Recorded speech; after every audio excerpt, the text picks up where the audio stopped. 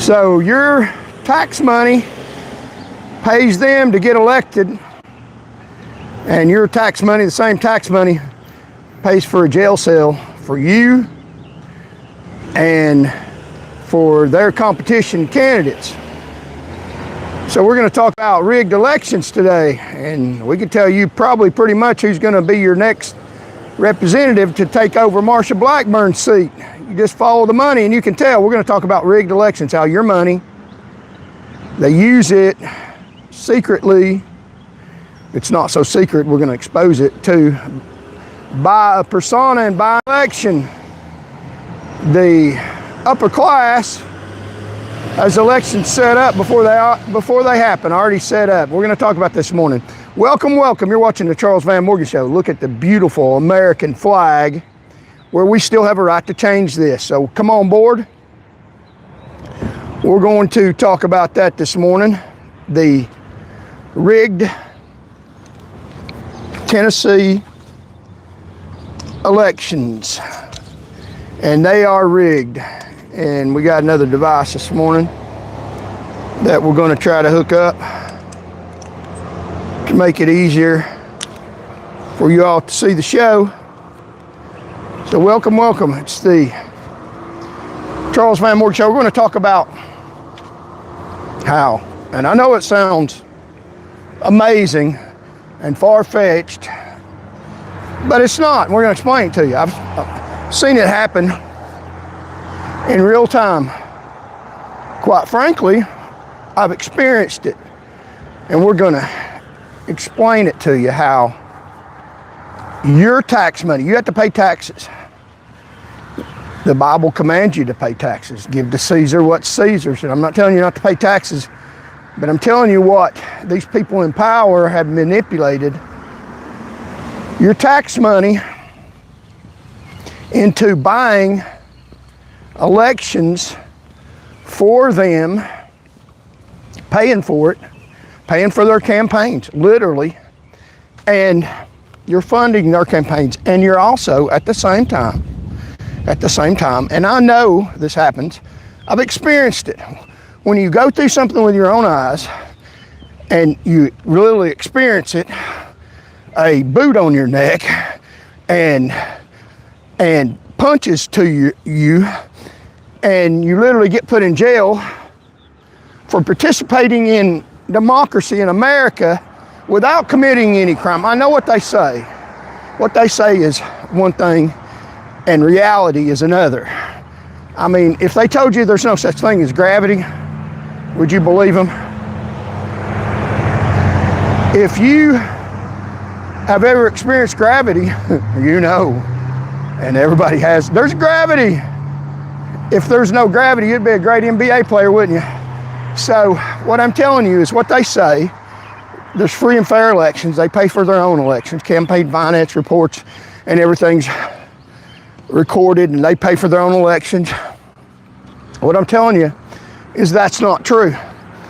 You pay for their elections with your tax money. And that's the best part of what I'm telling you. That's horrific enough. You having to pay for some damn politician's campaign. I mean, that's pretty pathetic. And that happens. But that's the best of it. That's the best of it. The truth is, you also pay for them jailing opponents when they see fit during a campaign. So while they're out freely campaigning, that you pay for them to freely campaign, drive around those nice, fancy provost buses, $1 million, multi-million-dollar sometimes buses to drive around and have their name all across the side and saying, we're for you, while you're actually paying for the bus and paying for them to drive around and lie, and you're giving them the freedom, the Constitution gives them the freedom that their courts honor to do that. You're paying for all that. That's bad enough. I mean, that's pretty pathetic. You're paying for their reputation. It's not the real reputation. Just like they say, gravity is not real. If they said that, I'm a good person. That's not real.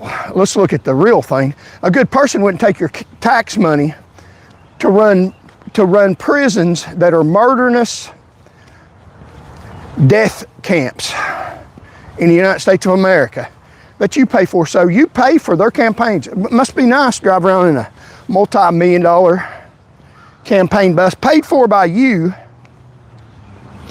and the competition that is for you, literally for you, says we'll listen to you, go to cities and towns, and in a city every month, and listen to what you got to say, and go to Nashville and run the government for you. And I'm not just talking about myself, but any campaign that sticks their head up that they think might expose them. This is how the rigged elections, they demolish. You can tell in the vote counts. They demolish their reputation. It's not real. It's lies, because I know I've seen it. I've experienced this stuff. They'll destroy your reputation, and they will promote a death camp candidate that's bought and paid for, a lie about their reputation. And that is one of the worst parts. The other worst part is they will incarcerate the opposition in the rigged elections, and you pay for the jail cell. You're paying for the jail cell for your candidate, or candidates, plural. There's other good candidates that are for you, that are fighting for you in America. And if you don't want to listen to the truth, I get it.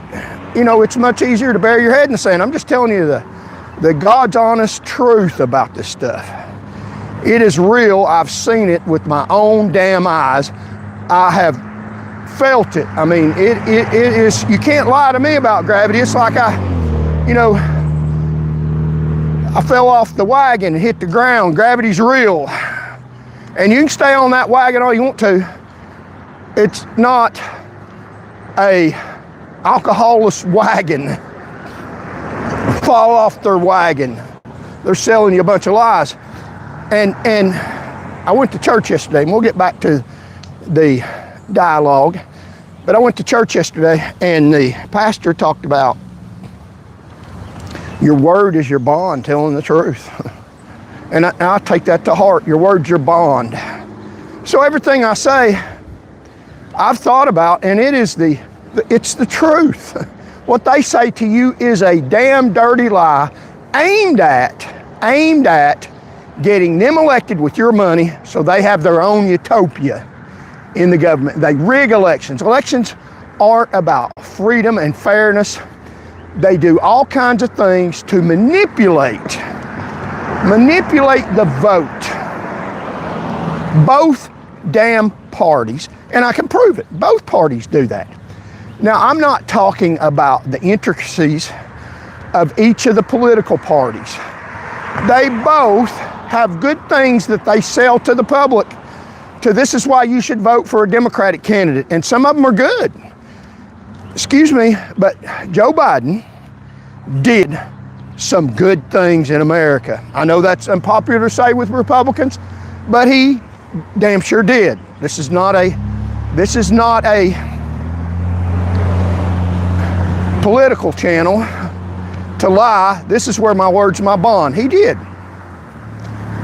The student loan fraud, where all these rich people get money, he let a little bit of that stay in the pockets of poor students, but he should have went after the rich people. He didn't go a step enough. That ended up with the student loan money. The core values that he had, I couldn't vote for him, but he did some good things. And another thing that he did, he pardoned his son. People look at that as bad. Well, I respect that. Why wouldn't you? That's his son. And he wants the best for his son. If he can help his son get out of prison and live better, then that is showing that he cares about his son. And politics can go to hell compared to how it looks. And Mr. Trump would do the same damn thing. I mean, he had a son that was formerly, hopefully, addicted to drugs, and he shouldn't have done that. And in a fair, just society, he should have went to prison. But his son, but his dad, even if he's a president, pardoned him. Good. You know, I can understand a dad doing that. That's not a flaw in character. That's a dad that loves his son. You should know if you elect the president, he might pardon his son. That's something you're going to have to deal with because he probably loves his son and blinded by any truth. So if they have kids, they're going to try to help their kids out. I mean, excuse me, that is one mark of a good man, to try to help their kids out the best they can. And I would too within the law. Family first. But Mr. Trump, contrary to Democrats, they're out hating on him. He does some good things, some very good things. And I appreciate some of the things he's doing right now. And I prayed for Biden when he was in office. I prayed for Trump. He's in office now. But for the good of the country, because I'm for the good of the country. I'm not for my own good in politics. I'm for the good of the country. And you can tell past performance is a good predictor of future behavior. And I did that when I was in government service. Alarmingly, now they say gravity isn't real, but it is. I did an excellent job serving the public at my own sacrifice, potentially my own death. And that's real, and they can't cover that up. Now they try to, because they're promoting people right now who are running your death camps that are designed for you. They're designing your jail cell right now. And the owner of that jail cell that you've given him the money to pay for your own incarceration and potential murder is probably going to run for public office with a damn campaign that says gravity's not real. Drink my Kool-Aid. Well, I'm not drinking it. I'm not drinking it. And I know this is stuff God's taught me. I know firsthand. When you're out for the public and not out for the party, wanting to serve people and not a political party, not wanting to serve the hierarchy, they'll come after you. They'll come after you hard. Not just the opposing parties. Both parties will. That's just the damn truth of it. That's just the truth. Let's get across this road here. And we'll see how many people we got on here. We'll continue with the dialogue. We're talking about rigged elections. I'm going to show you in minute detail how your next representatives are already picked by rigged elections. They take maneuvers to influence them, bias them. Overwhelmingly, they've already got it chosen, and you pay for it. They pay, you pay, and they play with your tax money. You pay with tax money to get them elected. I'll show you how they do it. Several ways they manipulate. They change the rules in the middle of the game and manipulate the election. Now, I'm not talking about gerrymandering. People look the things that they think are obvious. Gerrymandering is not rigging elections. It's getting representation that represents the whole of the state that you're in. It's not rigging elections. Gerrymandering can be a good thing or a bad thing. That's not what I'm talking about. That's too obvious. That's what they're putting out in the news right now. Every day on television, you'll hear it today. The gerrymandering, it's causing rigged elections. No, it's not.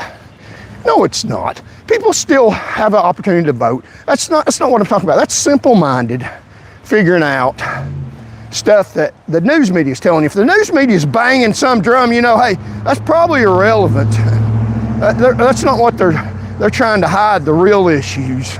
That's too easy to figure out. Let's look behind the curtain and figure out what's really going on. Gerrymandering represents the values of all of Tennesseans. That's something that the public officials in office did because they had to right now because of pressure from voters. So pressure from voters works. But the real rigged elections will tell you how they do that. Are behind the scene. You have to think about them just a little bit, and I'm going to expose that. You have to think about what they're doing. Now, it's in the news, it dribbles out, but I'm going to put a light on it, shine light on what they're really doing. And I know because I've been through it. I've been through the fire, so to speak, in Daniel's den, and I know. So let's see how many people we got on here. Wow, a heck of a lot of people in here. Thank y'all for coming. Let's make it so my camera doesn't fade out with phone calls, which it sometimes does. And we will continue to, for a fact, I've seen it, I've experienced the gravity, how they rig the damn elections, how I'm a real threat because they rig elections against me, specifically target me. They got a target around me like you would not believe, lying on me, and stuff is absolutely not true, and they know it, and I can prove it. And they think that they're big and bad enough to avoid gravity. Well, good luck with that. Because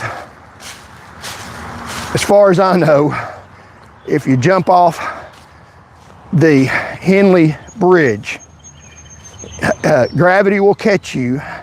You will go down through the water, in the mud, in the river, and get stuck, not be able to get out, and drown and die. That happens a lot. So don't believe what they're telling you. It's not true. It's going to get them stuck. It's going to get them stuck in their own mess. Gravity's real.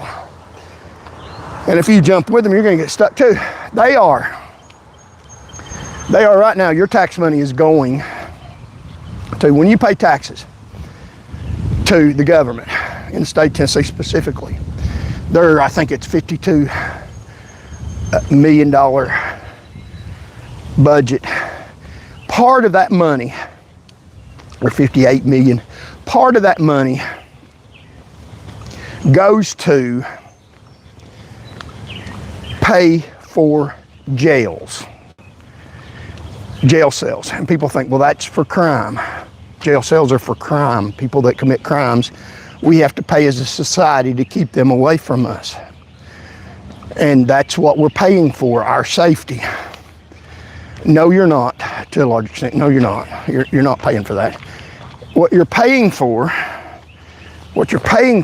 is whatever people in power that control the rule of law, control the government, control you. Getting worse every day. I mean, look at the flock cameras. What you're paying is tax money to put up the flock cameras, tax money to build your jail cell, your jail cell. If you go against them, not go against the public safety, the public good. If you go against people, elite in power, that you're paying for that jail cell to lock them up, where they can't benefit you and you can't benefit your family. So you're paying for your own damn jail cell. In that jail cell that you're paying for,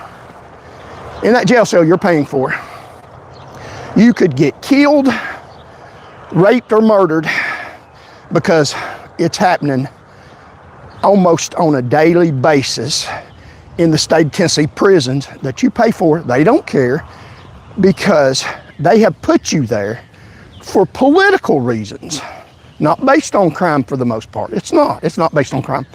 Now, people think I don't know what I'm talking about. Well, I learned this stuff from, number one, experience. Experience is the best teacher. And thank you. Most of my followers are older people, and younger people, please listen to this.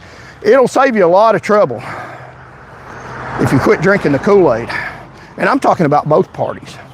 I'm going to talk about one of my favorite candidates today. He's not God. He does stuff wrong. We need to pray for him. I'm talking about Trump. He does stuff wrong. He did something wrong the other day that goes against the core value. Now, I don't know if it was unjust or what the total situation was, but I know what he says wasn't right. It was absolutely wrong. Now, I'm not saying don't support him. You don't have to vote for him anymore. I'm saying pray for him. He is a master politician, which is fine. You can be a master politician. That's good. You have to be to a certain extent, but your word is your bond. Don't go against your word. That's what I learned in church yesterday. So all this stuff is my bond to you. I guarantee you I'm not lying about anything. I'm the most truth-telling politician, news person that you'll ever meet based on education. I know this stuff because I learned it by experience. Number one, live through it. When you've seen it with your own eyes, no news media, no politician can say that's not real. You fall off a 20-foot bridge and hit the pavement. Not that that happened to me, but symbolically, you're going to know, regardless of what anybody tells you, gravity is real. Don't do it. What I'm telling you is real. Don't listen to them. Gravity is real. It'll hurt you. And these politicians in both parties will both hurt you. And I'm asking you to listen to a truth bearer in Charles Van Morgan. My bond, my word's my bond. And that's what the pastor said. He literally bought a house off one of the shows he was talking about that on the television infomercials where they talk about buying a house for nothing down, and the man was making you pay some money to learn how to do that, buy a house for nothing down. And probably a lot of that is just for the person selling that information to make money. And a house for nothing down, I mean, that sounds really good. So he bought the information, I take it, and he commenced to trying to buy a house with no money down. He went and found a house, a great deal. Went to the bank, paid $500 earnest money, he said, to the bank. And they initially told him, yeah, we'll do this. Of course, you know, they want his earnest money, I guess. And then when it comes time to closing on the house for nothing down, they told him, no, you can't do that. We can't do that, I'm sorry. And so he's losing his earnest money. He's already don't have a lot of money because he wouldn't be trying to buy a house for nothing down for him and his family. So he called him on the phone. He said, you know, he begged him, hey, you know, I'll pay the monthly payment. You're not going to lose anything, please. And the lady that was real nice to him said, it's not me. It's, you know, the upper manager of the bank that's saying no. And he said, you know, he pushed a little harder, you know, pursue. Don't just take no for an answer sometimes. So he said, well, can I have a meeting with the bank manager? So the lady said yes. They set up a meeting. He went into the bank, you know, a house for nothing down that already told him no. He already paid his earnest money. And this is, your word is your bond. And he told the bank manager his situation, and he promised him that he would work and pay and would not be late on any house payment, and gave him his word. You're not going to lose any money. So, you know, one of those nothing down where you buy a book, and usually, I'm not telling you to buy that, because usually it's a bunch of baloney. But he bought that baloney and didn't just rest on a no, which is maybe what a lot of people ought to do. Don't just rest on the first no. And he talked to the bank manager, told him, I'll promise you I'll pay. Gave him his word, and the bank manager okayed the loan. Wow, because he gave him his word and he was never late on a payment. He said he worked overtime, different jobs, to make sure that he fulfilled his obligation, fulfilled his word. So you know, today's world, man, people lie about every damn thing. And that was one of the points of his message. And by the way, happy belated Mother's Day. Mothers, you're great, wonderful people. I'm the product of a mother, of a God-fearing woman. I didn't have a dad My dad, I had a dad, but I wasn't raised with a dad. My dad was killed in a car accident before I was 2 years old. My mother raised me. She raised 5 children based on hard work and prayer, and we did just fine. We did just fine, thanks to a godly mother that is now in heaven, I believe. Taught me to fear her and fear God in a good way. But your word is your bond. My word to you all is my bond. I mean what I say. I've lived through it. I know it's the truth. If I make a mistake, unlike politicians, I will make it right. People make mistakes. I will make it right. I will tell you, hey, and do whatever I need to do to make it right. That's somebody that's a person of the word. And that was the message to your word is your bond. In this age of lying about everything, deceitful, especially politicians, my word is my bond. I hope for you all's is too. Let's strive and seek to be honest. So politicians, the ones that have government power even now, are paying candidates to run for office out of your tax money. They are paying people in the state of Tennessee, the alleged Christian governor. Now, just because somebody puts Christian in front of their name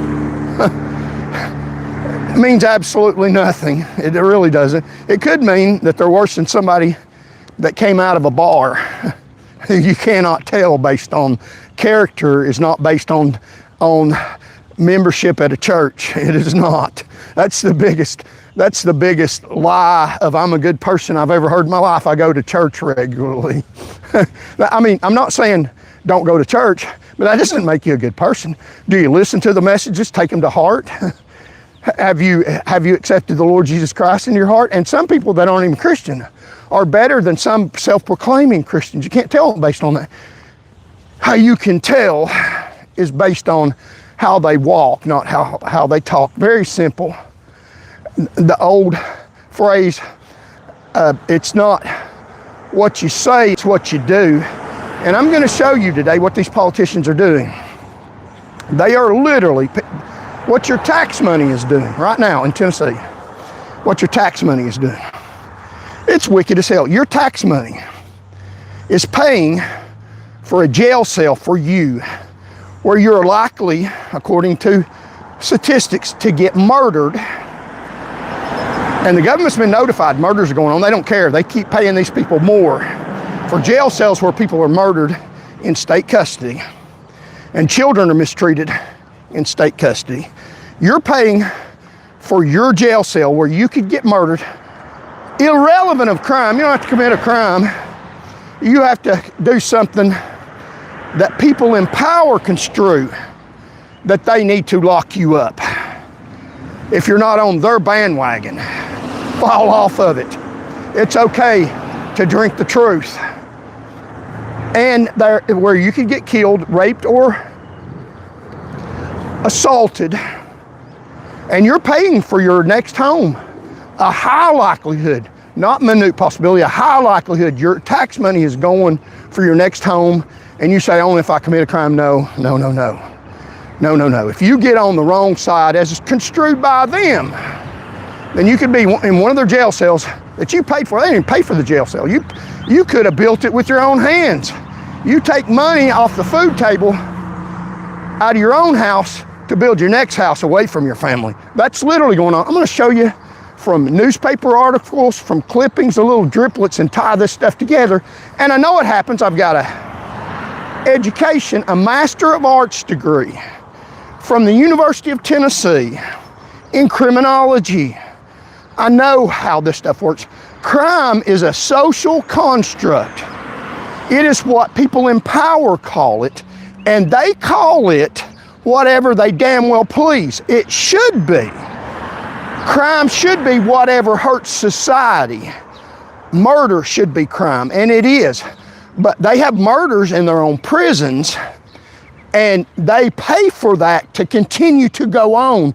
So you tell me, do they really detest murder, or only detest murder if it's not by them or one of their facilities, or endangering one of their children? Crime is a social construct. I know that sounds like liberal, but it is not. It is fact. A movement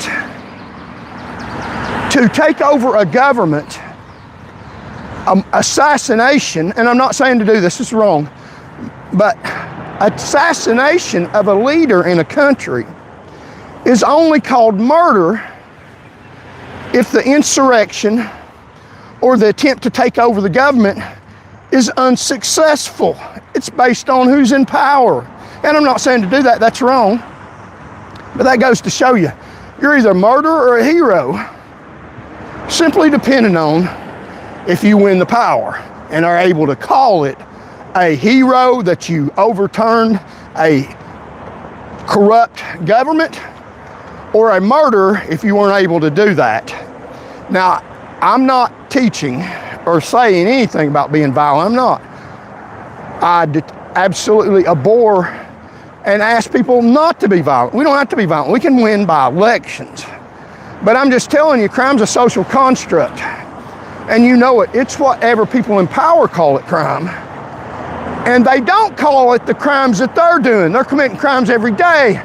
They have a death camp that they force you to pay for, that rapes and assaults go on routinely, and they continue to pay the owner more for that death camp that you pay for, that you could be in. I'm telling you, you could be in it. Not based on committing a crime, based on what they label as a crime, whether or not you did anything wrong or not, because they run the damn courts. It is that damn serious. God sent a messenger. I'm trying to tell you, and my job is the message, to put it out. Whether or not you believe it, or buy it, or take measures against it, that's on you. That's on you. If you like the message, like, share, and contribute. Help me get the message out. The government has gone rogue. Both parties seek to destroy you for the most part. And they're damn well doing a pretty damn good job of it right now, aren't they? Both parties are doing this to you. Now, I normally, because of the values, vote Republican, because of the values that I won't budge on, even running for office. Now, I negotiate about some of the specifics of some of my values, but the core values, my belief in the value of human life is unnegotiable. Unnegotiable. I value human life. From pre-birth, conception, all the way to death. Now, I'll negotiate on some of the specifics about life, about if somebody murders people, they're caught red-handed. Jeffrey Dahmer, or a lot of the mass serial killers, or the incident that happened just the other day, happens routinely, where somebody killed their own family and then killed themselves. They should have killed themselves before they killed their family. They had funerals of several caskets of small children. People like that, they need to be executed. There's value in human life, but it's negotiable whether we should have the death penalty. I believe we should. Absolutely faster than what they do it. So although I believe in the value of life, I'm not so difficult on that core belief that I don't say, hey, you know, there's a time when they forfeit that life for the good of society. Let's wipe them off the planet. I know there's all kinds of arguments against that, but I still value life enough to execute people who don't have value for it enough to where they've taken other people's lives. So I'm negotiable on my core values as far as specifics, but the core values remain. And the Republican Party puts out the core values that I won't negotiate on, the value of human life. The specifics of it I will, and the Democratic Party does not value human life. as a value that I will negotiate with. And until they change that, I'm not going to vote for a Democratic candidate because they don't value human life. They are against the death penalty for the most part, even when somebody has forfeited that right to live. And they are pro keeping the government out of some murders. Let them happen. It's between a doctor and a patient. Even if it's 10 seconds before it's born, the government should not be involved in any of that. That's murder 10 seconds before they're born. And I can negotiate about specifics. The life of the mother, sure. But the value of human life, hey, I mean, any logical person and majority of Americans agree with that. Now, how far government should be involved in that, that's negotiable, I get that. But what I won't negotiate on is people's tax money paying for an abortion 10 seconds before they're born, which is part of what I believe Mr. Trump hinted on just a few days ago. And that core value, I've got to say, hey, you're not God, you're wrong about that. You shouldn't have said that, or you ought to be more specific in what you're saying. Or in that, you don't get my support. I don't care who you are. I don't care who you are. And I think Trump's learning from me, and I say that laughingly, because he wouldn't, in the past, run down people who are deceased. Like John McCain, who said bad stuff about him, and he said bad stuff about McCain while he was alive. But then when he died, he said good stuff about him politically. He wouldn't say bad stuff about him after he's dead. But that's just that specific case. But I say that if somebody is corrupt in life, why give them a legacy just because they're dead, a good legacy? If they were corrupt in life after they're dead, call it out. But it is, if they've done some things that are hurtful, deadly to Tennesseans, say it's a good thing they're dead, that innocent people can't get killed because of that person like Tracy Trotz. He caused the fatality rate in Tennessee to skyrocket. So he's dead. Now it's a good thing he's dead. He can't continue to facilitate the death of innocent Tennesseans. The state government claims he's a hero. And I could say, well, he's dead. Let's just ignore it. Let's speak good of the dead. Why give the dead hand that's caused mass fatalities in Tennessee assistance? Why not ruin his corrupt legacy? Let's get across this road. Wow, overwhelming. Why not ruin his corrupt legacy and point out his corrupt legacy and point out it's a good thing he's dead? And it is. It is. And I hate that. A soldier in a war is glad that the person shooting at him is dead. There's nothing wrong with that. Nothing non-Christian about that. It's good when the wicked perish. And they will. And he died astonishingly, not astonishing to me, at a fairly young age in his 60s. I wonder why that happened. Or maybe Van Morgan was praying for justice and judgment. And God doesn't always make it clear why he does things. God works in mysterious ways. You best do right. Sometimes God doesn't tell you in here, hey, don't do that. It's written clearly in the Bible. Don't do this activity. Read it. And one of them says, don't offend a widow, a foreigner, or a fatherless child who have less power in the government. It means don't do them wrong. Because God's the judge, not any state government, not any national government. God's ultimately in control. And that's why they do their dirty, because ultimately they have no fear of God. I do. That's why my bond's my word. And I ask God to help me in what I say.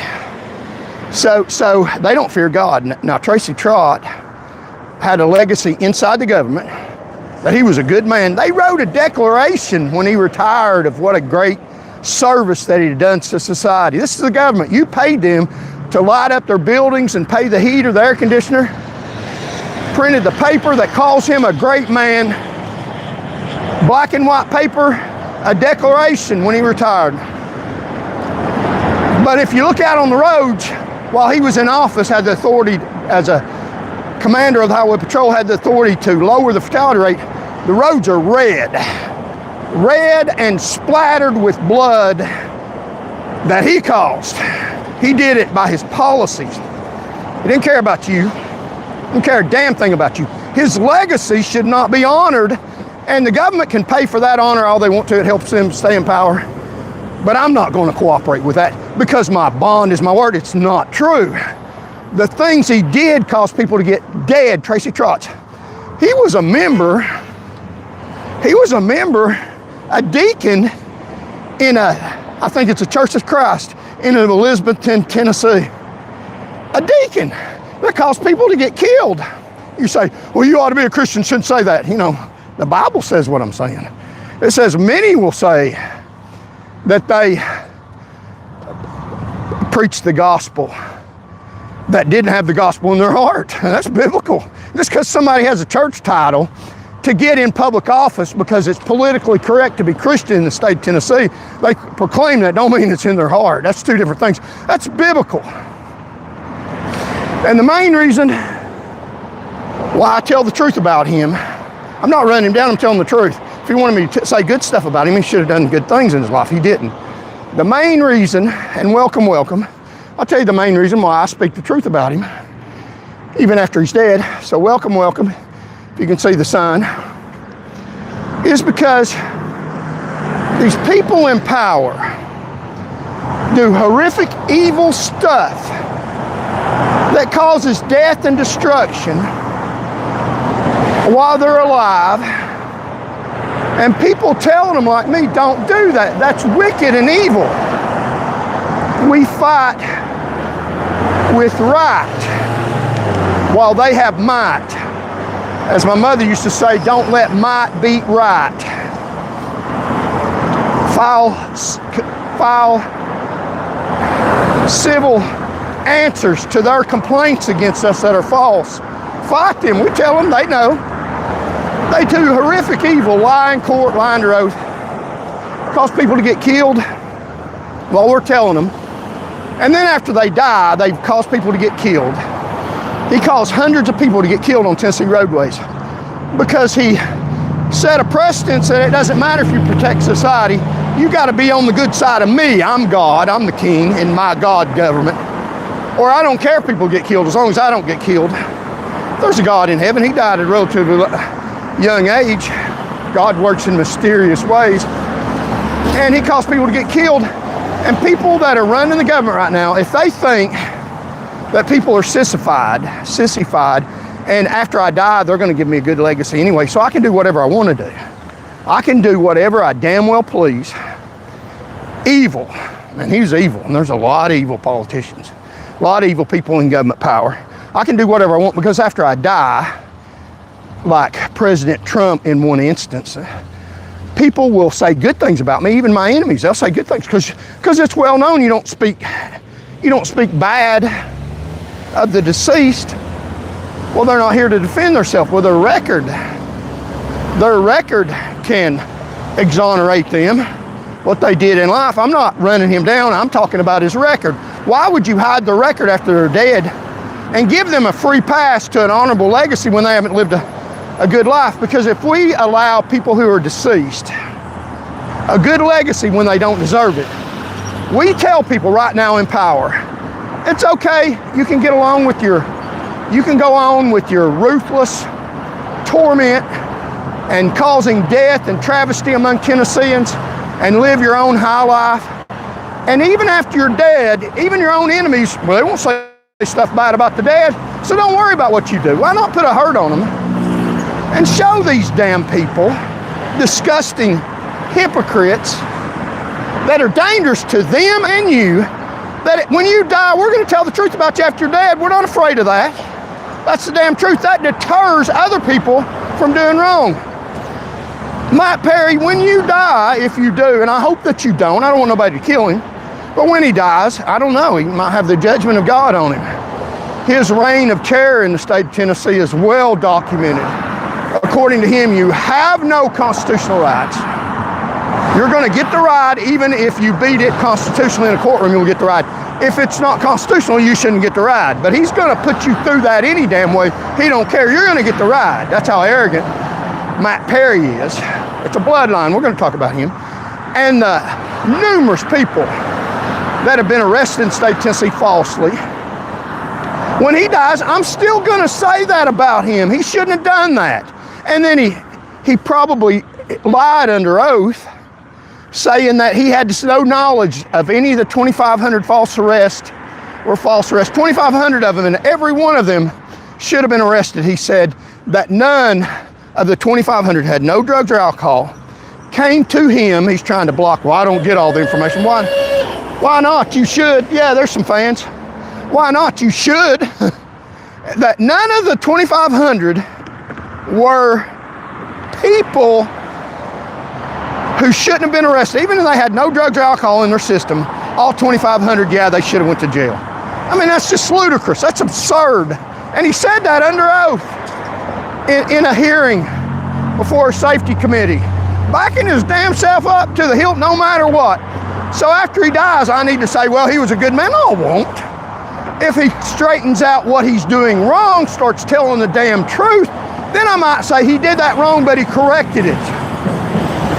But giving him a free ride, and others that have died a free ride to have to say that they're good when they won't, just lets them know, hey, I'll do whatever the hell I want and they'll speak good of me. Guess what? No, I won't. No, I won't. Death didn't exonerate you. It made you stand before the real judge. And let me just tell you this. What I know and everybody should know. When you say something and it has an effect when you're in government power. You can get by with it in government power in Tennessee. They do every damn day. But in God's holy word, a spiritual thing. And if you don't believe in spiritual stuff, still hang on. I'm still good for you. The Bible says he's seen the wicked in great power spreading himself. And they are right now. I'm trying to go against that. And may God protect me, and he will. That the higher than the highest regardeth. God sees it. We're not alone. We're not alone. That's the reason why I go to church, the reason why I trust God. Because if you look out at what's going on, I'm going to show you what's going on. It's pretty horrific. It'll scare you to death. You pray for God to give you courage. What time I'm afraid, I trust in the Lord. That's what my mother taught me. I trust in the Lord. There's higher than they, and God regardeth. God sees this stuff. They're not getting by with it. They're not getting by with it. I'm saying this stuff for them. You're not getting by with your evil. You're not getting by with anything. It says in God's word, every idle word that men shall speak, they'll give an account in the day of judgment. Even an idle word, watch what you say. And now I'm concerned about me first. Every idle word I speak, and may God forgive me, no man is perfect, but when you speak words that are not idle intentionally with forethought and malice that causes people on Tennessee roadways in a position of power bought and paid for by tax money and cause people to get killed, falsely arrested, lives ruined, and are arrogant and defiant about it, higher than the highest regardeth. Your aunt, former Supreme Court Tennessee justice that got you your job, is not going to be able to get you away from that judge because he's no respecter of persons. Now, we're never going to have a utopia government on the face of the planet. I get that. I'm not an extremist by any measure. It's not extreme to have faith. If you don't have faith, you have to believe in nothingness. It takes a lot of faith to believe in nothingness. It's not that difficult to look up and see the heavens declare the glory of God and the firmament showeth his handiwork. That's not that hard to comprehend. So I'm not an extremist. People that don't believe in God are extremists, if you ask me. And you can have that belief if you want to. I don't agree with that. But Trott was a wicked person now, and after he's dead, he's still a wicked person. And if Major Matt Perry don't correct his ways, I'll talk about what he did wrong to harm society. He's not going to get by with that in my book. And ultimately, when he meets his maker, and I hope it's not anytime soon, I hope he corrects his ways. And I'm putting pressure on him on the earth. We still got to do what we got to do, and I'll do it. I'm not afraid of him. I've met him personally. I went to the academy with him where he got a free ride through the academy, his daddy. I had to pay full price, got sprayed with chemical spray in my eyes, where they have their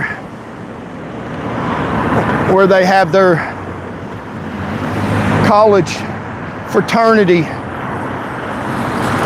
parties to make you get into their little fraternity, and people at the top don't have to suffer. But he is a wicked man, and Trott's a wicked man. And Trump said that Mr. McCain said good things about him after he died. So I said bad stuff about Trump, and now here, and not about Trump, about John McCain, the truth about him. People said he whistled while he was in jail, told military secrets, I don't know. But he went against Trump, and Trump didn't criticize him.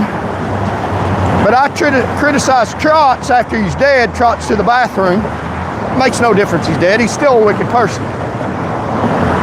And now Trump's criticizing some of his enemies after he's dead. So laughingly, I say Trump's listening to me. Now I know he's not. And maybe on some things he should. Because there's one thing in particular that he's wrong about. And that's the Hyde Amendment, where it might have just been said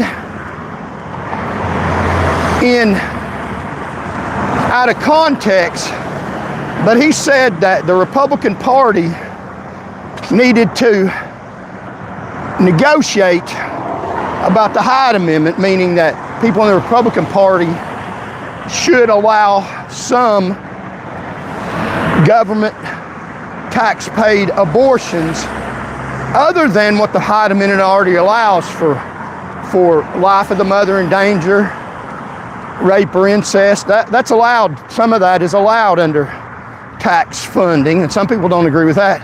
But he was saying even more, and they shouldn't have said that. I don't believe. If it was, now I didn't hear the whole video, they're not making that out. But I know what his words were. They needed to negotiate and come to an agreement on the Hyde Amendment, which is an amendment for taxpayers not to pay for abortions outside the normally accepted ones that are understandable, even life of the mother, rape or incest, that we should pay even more tax money for other abortions that fall outside those areas. And I don't agree with that. That's not a reason why I voted for him, so he's wrong about that. I'm not a Trump worshiper. I did vote for him for the pro-life value that he's getting lenient on in some areas that we don't need to. So let's look at the beautiful view. So we got a bunch of people in here. Thank y'all very much. Like, share, and subscribe, and contribute if you can. And we're going to tell you today how your tax money is going to pay for your next home, which is a jail cell, where you could get raped, murdered, or assaulted. It happens every day. You don't have to commit a crime. It happened to me, I know from first-hand knowledge. And the person that you're paying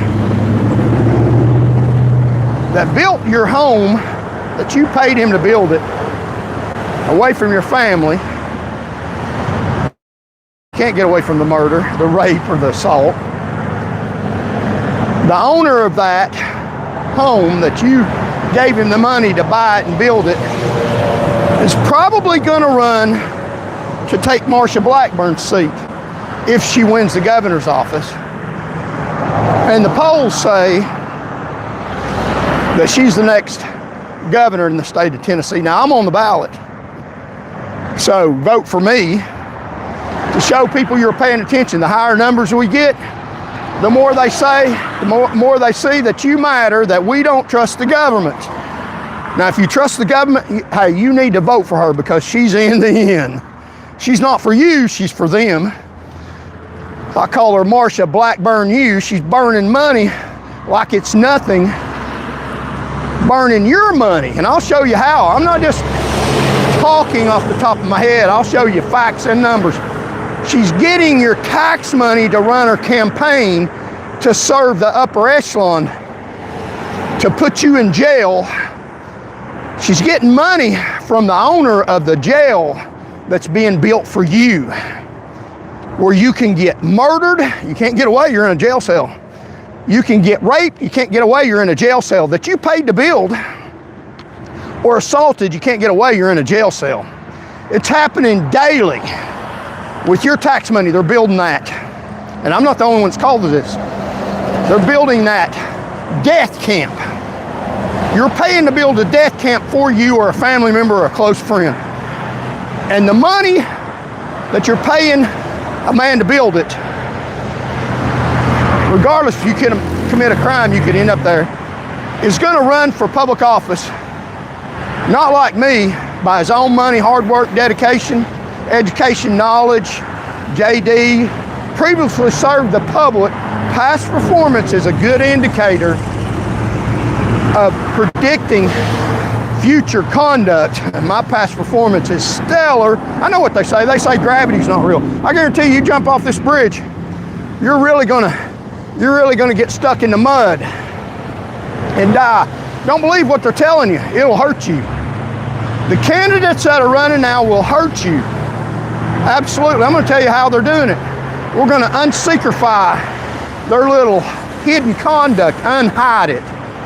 I'm talking about money that you have to pay, that God commands you to pay. Give to Caesar's what's Caesar's. It doesn't say to allow Caesar money to kill you. It's a rogue government with elections. They're rigging elections. How do I know? I've lived it. I'm not talking about something I read in a damn book from UT. I'm talking about something I lived. I was, in fact, campaigning for public office. Now, it doesn't matter if I win or lose. That matters. I can be in power. But the right that I have to run is ingrained in the fabric of our society. You have the right to run for public office if you think you can make things better. You look at my resume, I think I can make things better.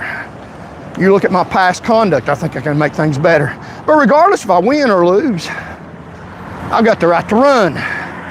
Just because I don't have $1 million contract to build a jail cell to incarcerate you where you're likely, according to numbers, to be killed or raped or assaulted, just because I'm not building that prison for you based on anything that I want to call a crime, which is really what offends the people in power in the government, just because I'm not getting money like that, doesn't mean I don't have a right to run. Now, they don't like my message, me speaking against people in government power truthfully. Now, they can't argue based on what I'm saying because it's the truth. Facts don't lie. So what they do is they try to ruin my credibility where you won't listen to me by falsely putting me in a jail cell that I and you paid for, falsely. And that's self-evident. I was in Chattanooga, Tennessee, asking people peacefully, non-violently, obeying every damn law, and Ray Sloaster, the thing speaks for itself. Did the charges stick? Did the charges stick? No, because I didn't commit any crime. The government committed a crime against me and you because I'm not the owner of Core Civic that's helping them build your jail cell where you're likely to get killed regardless of committing any crime. You don't have to commit a crime. I didn't commit a crime. Or raped or assaulted in a prison you built for them against you. And that's what they're doing today. And it's a great state of Tennessee. You're paying for your own jail cell. And we're going to show you the numbers. and show you exactly how that's happening in the crooked state of Tennessee right now in real time with facts and evidence. This stuff dribbles out in the news. I'm just gonna park on it and explain it to you, what they're not telling you, exactly what they're doing. They are trying to kill you, assault you, rape you, have you raped with your damn money. And we're going to explain to you and show you how that's going on right now in your great state of Tennessee, by the government, by people in power, by the Christian governor. By the Christian governor. So like, share, comment, and subscribe. Got to adjust my shirt because my brother-in-law told me that my shirt was all messed up. So we'll straighten out my shirt. So we're going to show you with evidence how they rig things. What this show is about. And you've heard a lot of it.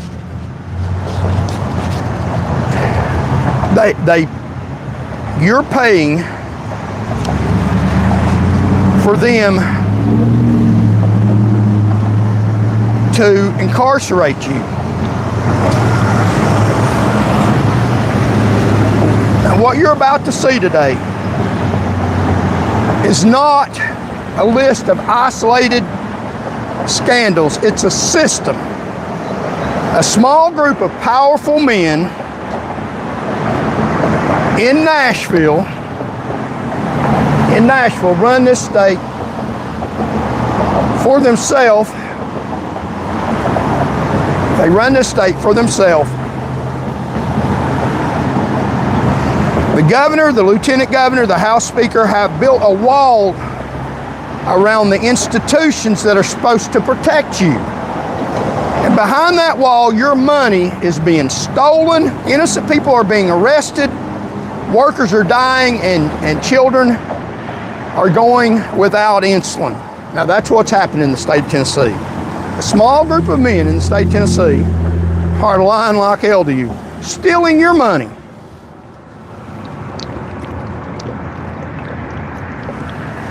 And we're going to show you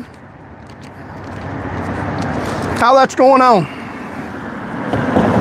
in the great state of Tennessee with newspaper clippings and evidence.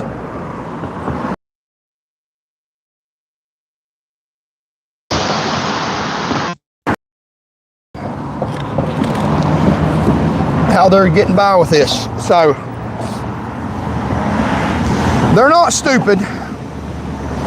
They use the right words. And they have important partners, strong internal controls, but they strip the language away, and picture is always the same. The people at the top don't get charged, the people at the bottom do. And it's a system of corruption. That's what we're covering today. Every corner of this state. Let's go. So, I've been saying this for years. They started it. They started it with me. God let them start it. I know how to finish it. I'm pretty good at what I do. This has stopped this cover-up of people. Operation Epic Fury. I'm Charles Van Morgan. This is Unbridled News. Map the money. Who bought who? Here's the number you need to understand. Everything else today, one private company, Core Civic, headquartered in Brentwood, Tennessee. And it is the headquarters of Core Civic, the prison corporation. That is for them to incarcerate you. It's 20 minutes from Tennessee Capitol. Has spent $3.7 million on lobbying and campaigning donations in Tennessee since 2009. So a jail cell for you, the headquarters of that's 20 minutes from Tennessee. here's how it goes. Confirmed from the Tennessee Register of Finance Elections, the Tennessee Lookout Political Spending Database. $69,000 to Governor Bill Lee, Core Civic, paid him, the owner. $65,000 to Lieutenant Governor Randy McNally, $44,500 to Speaker Cameron Sexton, $138,000 to the Republican Party Caucus Political Action Committee. They put $138,000 into that, where they can spend it on any Republican candidate that they want to, as long as they don't directly negotiate with the candidate, and that's donation limit is unlimited. $47,500 to the Tennessee Democratic process. They paid both sides. People in power paid both sides. Core Civic paid both sides to people in power because they want to have their hand in the government no matter which party is in power to pay for a jail, regardless if you committed a crime, because I didn't, to either kill you, you'll be raped or assaulted by a jail cell from your tax money that you paid for, because Core Civic is funded by you, and then the money goes to their political candidates, both sides.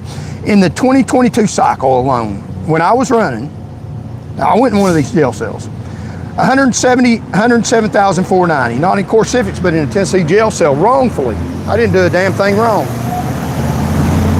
In 3 months, in the same legislature that took the money, just approved a $13 million raise for Core Civic, bringing their annual state contract to $244.5 million a year. So you pay $244.5 million to the government, to people in power, both Democrats and Republicans, Demorats and Repulsicans, and they give money to a private company, Core Civic, $244.5 million. Give that Core Civic money to build a jail. You say, that's all right, they need to build a jail for criminals. That's not what they're building it for. For the most part, they're building it for you, regardless if you commit a crime. How do I know that? Through experience. I was running for public office and through an education in Chattanooga, Tennessee. I knocked on doors in every county in the state of Tennessee. It's no mystery that I got over 3 million people on this channel. I've talked to people every day. I got my finger on your pulse. And I was in Chattanooga, Tennessee, running for governor, asking people, hey, vote for me. Telling them this stuff here. Your government is crooked. Here's the facts. Your tax money is going for things that work against you, not for you. It's going to them, the people in power, to serve and protect them. They're building their own utopia. They're breadcrumbing you, spreading that message. And it's a truthful message. It's not an extreme or unpopular or controversial message. They claim it is. It's not. The government is corrupt a lot. Is that controversial? No. A lot of people say that. That's not something alarming.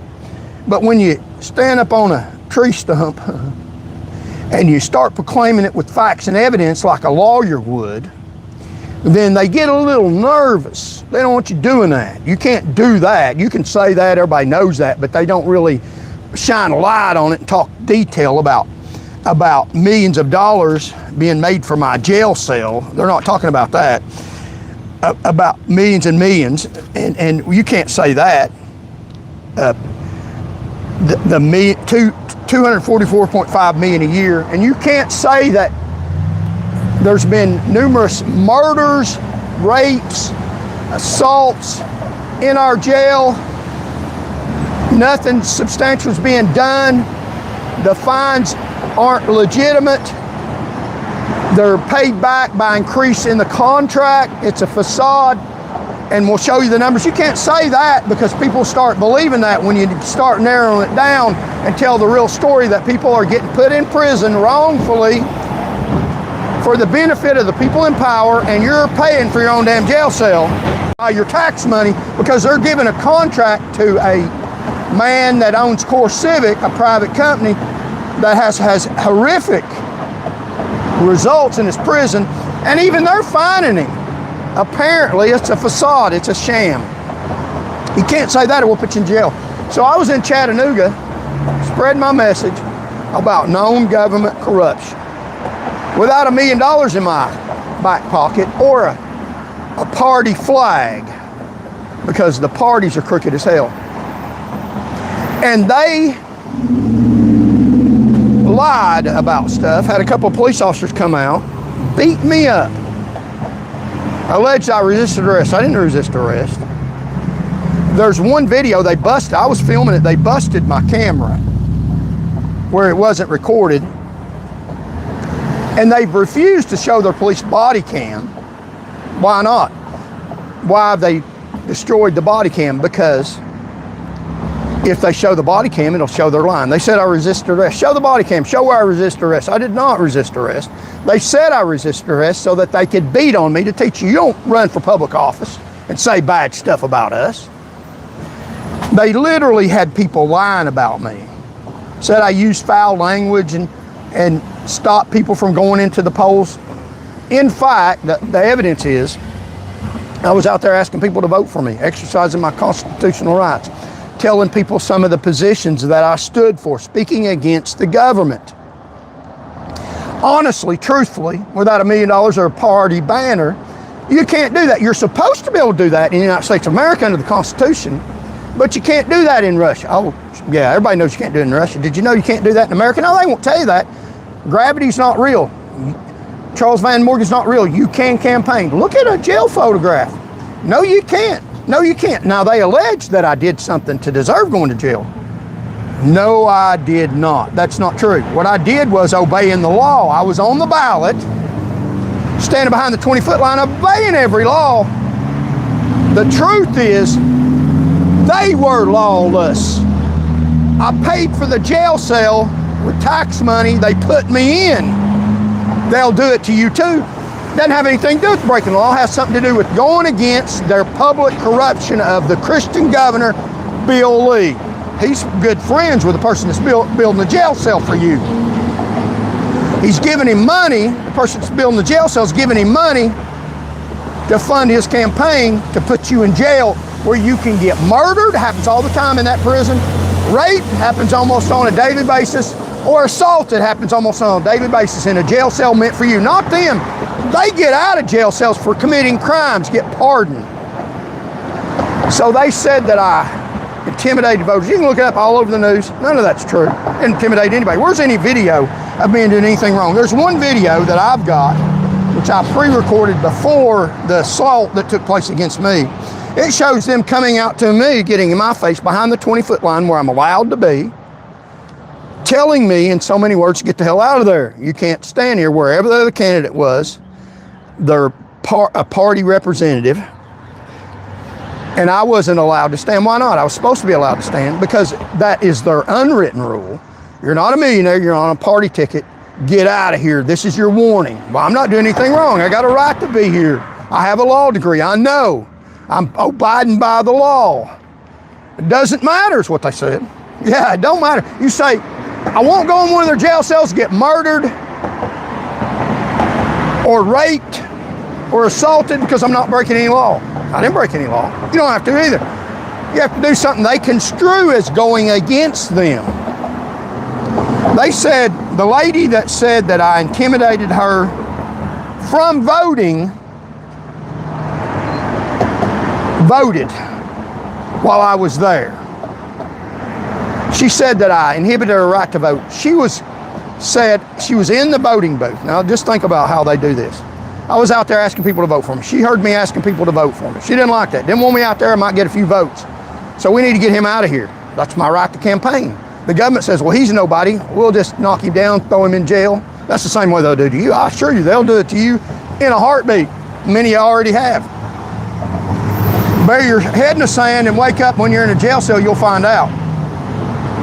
And I knew they might do that. I was ready. That's why I was recording. They busted my phone. They've got recorders all over that place. Nobody has a recording of anything that I said, that they said I did. You know why? Because I didn't do it. So she's in the voting booth, says I intimidated her right to vote, but she got to vote. But she says she's afraid to come out. Her exact words on television. She was afraid to come out from the voting booth, but she wasn't afraid to go in. So how did I intimidate her right to vote? It didn't have nothing to do with her being that me intimidating her right to vote. Because if I was intimidated her right to vote, she wasn't afraid to go in. The truth is, she wasn't afraid to come out. She just didn't want me to be out there after she came out or when she was gone, because I was asking people to vote for me. She was, in fact, unlawfully, illegally, trying to prevent me from running for public office. She represented one vote. I was representing, by their own count, hundreds of voters. So I'm telling you, they'll put you in jail, and you pay for the jail cell. You pay the government tax money.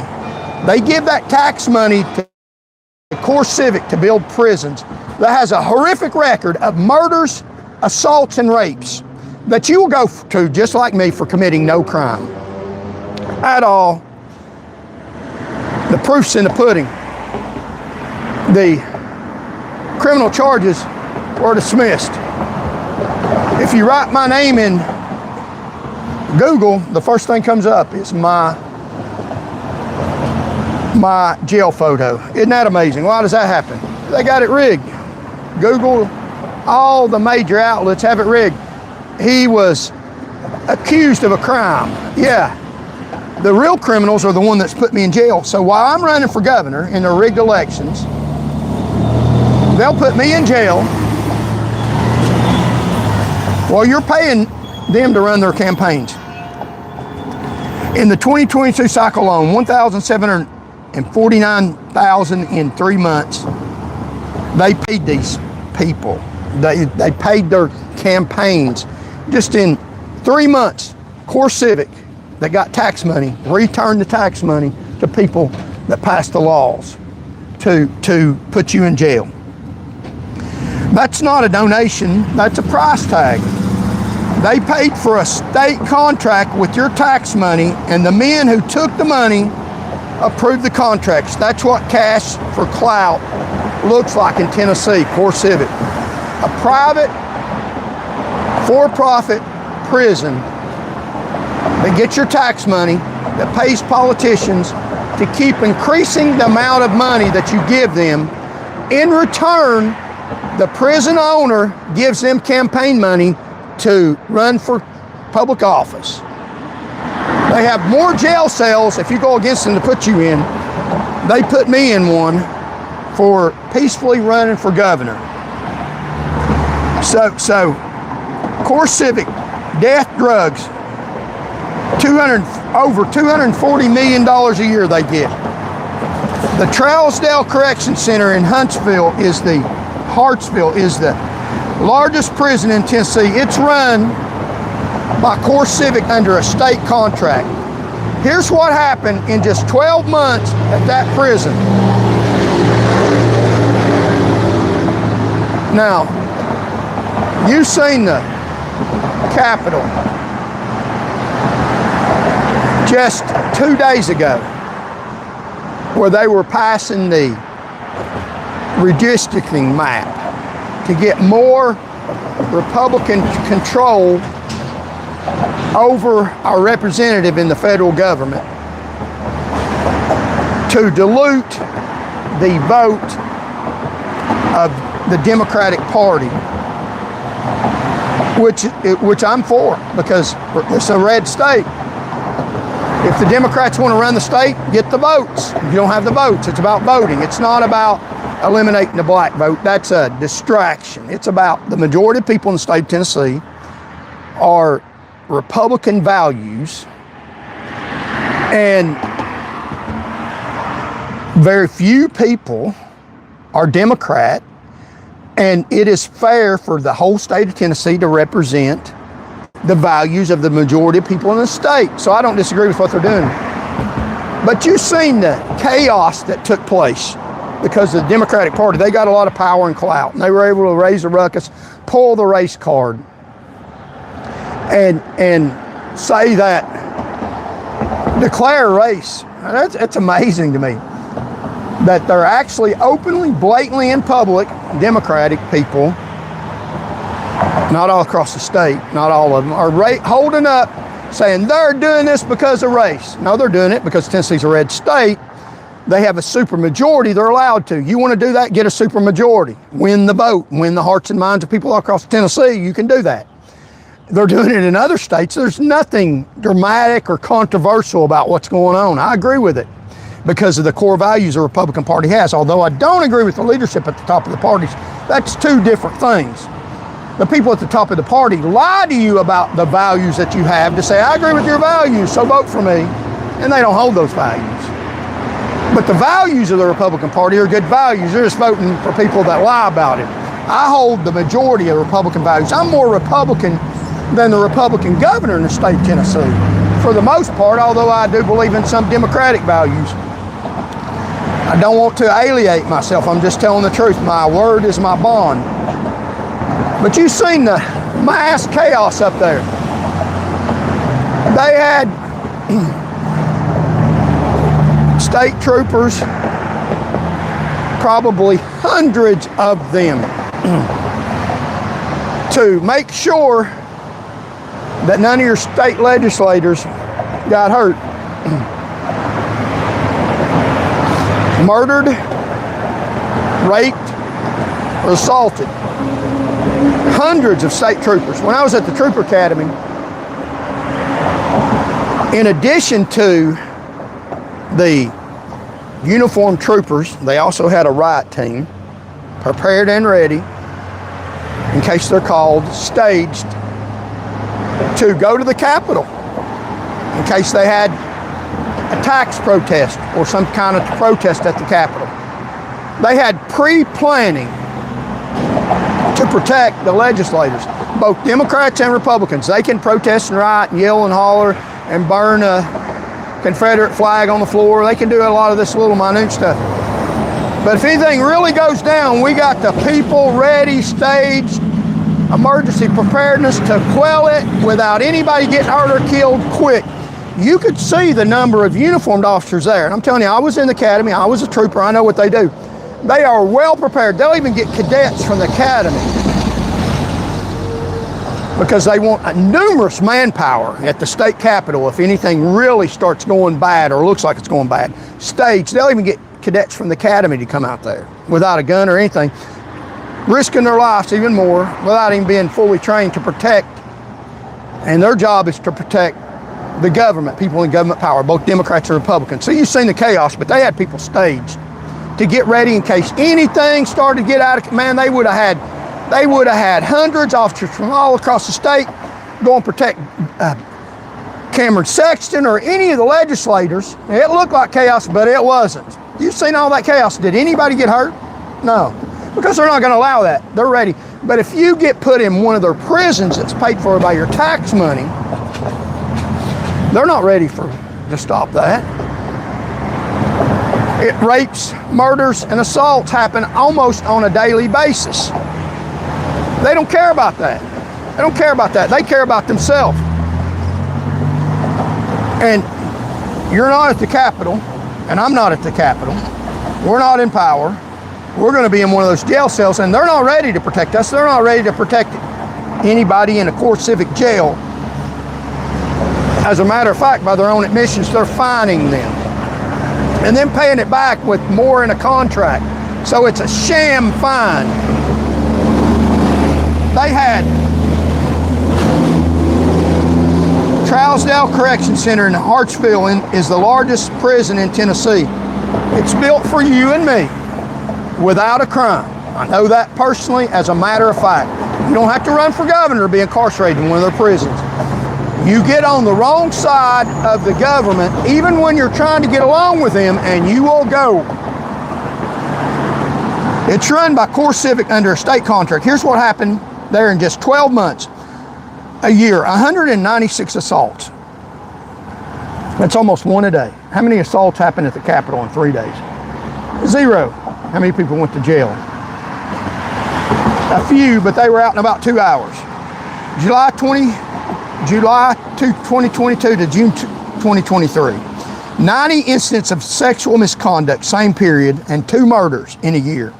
15 deaths classified as accidental. I'm sure I believe them, don't you? I mean, gravity's not real. 15 deaths classified as accidental. How do you get accidentally killed in a jail cell? You fall off the top bunk. 97 knives found in a single month, June 2023. June 2025, just last year, less than a year ago, a riot. Not like at the Capitol, there was no stabbings or any major incident. Now they made you think it was. The news media was all over that. Yeah, that's big news. We'll show the fight that's going on for the power. It's not a fight for power, it's a sham. Put people pulling the race card. They said that Cameron Sexton removed people from the House floor and the gallery for no reason. He literally said that on his camera, one of the representatives in the Democratic Party. That's African American. But you can see they're burning a Confederate paper flag in the Capitol building, fire hazard. You're not allowed to do that. It's illegal. Hundreds of people up on desks yelling, nobody's getting assaulted, stopping the proceedings that were legitimate government action to represent all the people in Tennessee. Even the leadership in the state of Tennessee, our elected officials in the Republican Party, didn't even want to do that. They were forced to do that because of the will of the voters.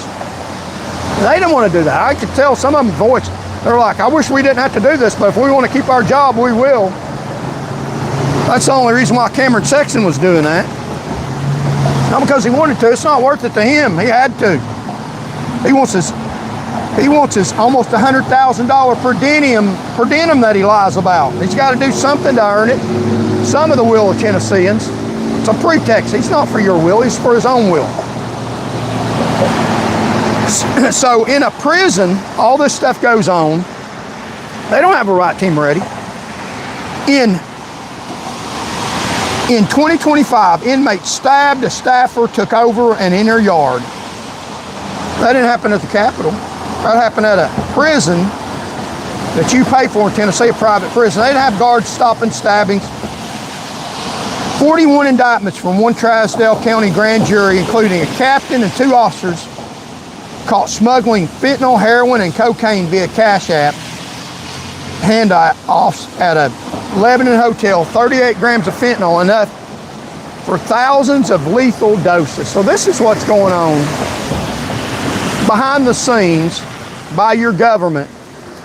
And the news media is not covering this substantially. They don't have cameras everywhere.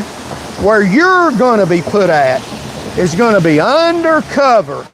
But if they're at the Capitol, they're not going to get hurt. They got people staging, ready. They're not going to let that get out of hand. You don't have to worry about anything going on at the Capitol. They got that.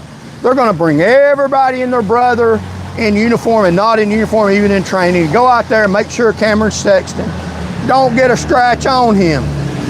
But the jail cell that you go to, you'll get probably murdered, sexually assaulted, or raped. The odds are in that. The odds are in that. Well, thank you, people. It might as well give me the bird as to look like that, but that's all right. So the state response. Here's the state's response to the government. Private company, all this 15 deaths, accidental, 90 incidents of sexual assault, 2 murders in a year, and that's just between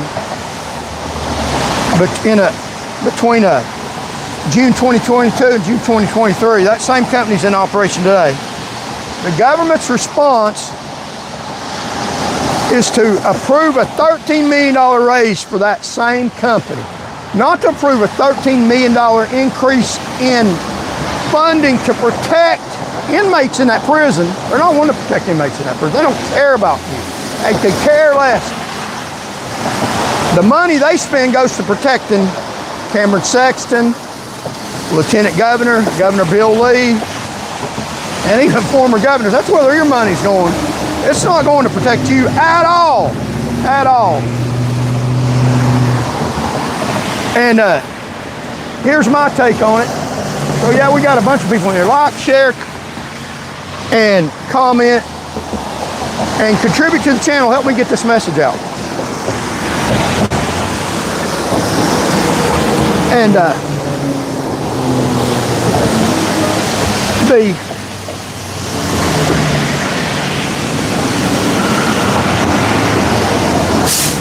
when the guards are the ones bringing in the drugs, when the guards are the ones getting indicted, you don't give the company a raise. You fire them and take back the prison, but that's not what happened, because the company paid $3.7 million into the right pockets. And the men with the pockets signed the contract. So they paid $3.7 million to political candidates to get in power. And then the political candidates repaid them back with your money in a state contract. And it gets worse. It gets worse. The state of Tennessee, this is how they're telling you that they know that they're dangerous. Core Civic is a dangerous private prison. There should be no private prisons in Tennessee. The state of Tennessee assessed a $40.78 million in contract penalties against Core Civic over 3 years for understaffing and contract violations. They're not overstaffed at the Capitol. That sounds like accountability. It isn't.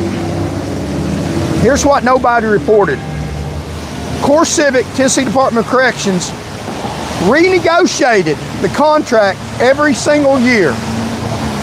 The fines assessed and fines actually collected are two different things. So they assessed fines to show you, hey, somebody got killed and raped. It's bad. We're doing something about it. We're fining them. But are the fines a sham to act like we're doing something about it? Yes, they're a sham. The fines actually collected are two different numbers. Fines assessed and collected are two different numbers.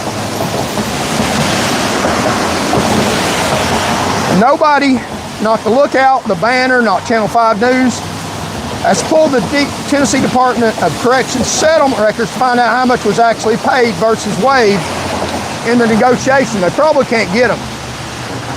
Those fines were most likely waived, and they were offset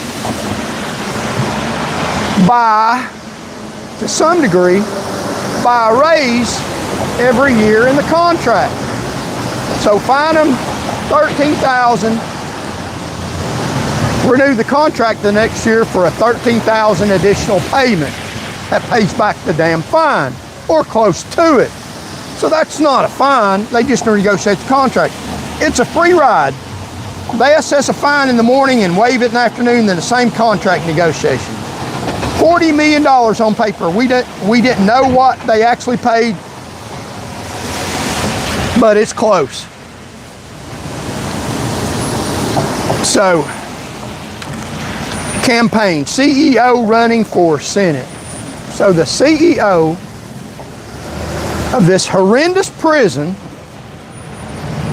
not only is putting you in jail with your money, he's building your next house. I'm telling you, even if you don't commit a crime, I didn't, and a lot of Tennesseans don't. I have a degree in criminology. It's not about crime. It's not about crime for the most part. Some of it is, but a lot of it's not. It's about, like the flock cameras. It is an effort to control the population and benefit the few people in power in their utopia. They'll put you in jail if they want to put you in jail. The man that owns this prison for hire, that's a scam. It's a government function that a private person has got his own private prison, his own rules of conduct, that the government politicians give him money to pay for his campaign. He's running probably running for the next Senate seat. Damon Henninger ran Core Civic until early 2025. On his watch, 98 deaths, trial cell Turner in 3 years. Guards smuggling fentanyl, the DOJ opening civil rights investigation. Damon Henninger, he's the one that owned this until early 2025. He was in charge of all this mass casualties, assaults, fatalities, this horrendous operation that was run tax-paid. Now, here's what he did for the contract. He paid $500 to gift to Trump's 2025 inauguration. He paid $500 to Core Civic corporate gifts to Trump's inauguration. He paid $300 to Trump RNC Joint Fundraising Committee in 2024. And I'm not against Trump, but I'm against people buying power, buying influence. That's what they're doing in both damn parties. Don't whitewash it because you appreciate the core values of somebody running, and I do. Tell the truth, 100 combined personal Core Civic donations to Marsha Blackburn Gubernatorial Political Action Committee. So he's given $100,000 to put Blackburn in the governor's office. The governor's office signs the contract to give Core Civic the money to make their millions of your tax dollars. So simply put, you are paying him, Damon Henninger, to build your jail cell without a crime, where you can get raped, assaulted, and or murdered, locked up without a crime, and you're giving him money to run for office. If he does, and he's probably going to run for office on a Core Civic that's run a horrendous jail, because he paid $300 raised at his home for Vice President J.D. Vance and RNC Chairman Joe Gutters on April 3rd, 2026, just a month ago. Henninger and his wife, Carrie, launched a 501c4 called Believe in Tennessee. So they launched a